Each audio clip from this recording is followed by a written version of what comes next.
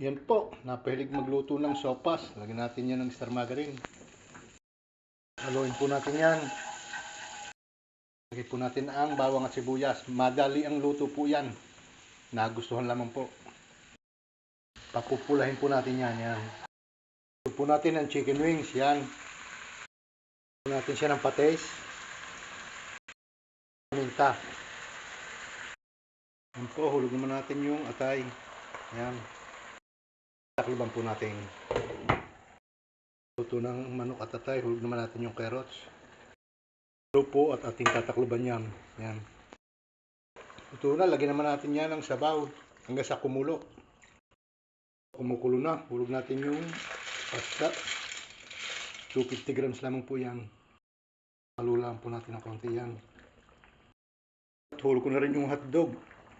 Yung hotdog ay luto na, natira ko kaninang iyang umaga. Yan. Lagyan naman po natin siya ng gatas. Yan. Tapos halo lang po yan. Haluin po natin. Yan. Nakulo na. Hulog naman po natin yung pinatlog niyan. Yan. Yan po. 5 minutes. Luto na yan. At huli. Luto na po ang aking sopas.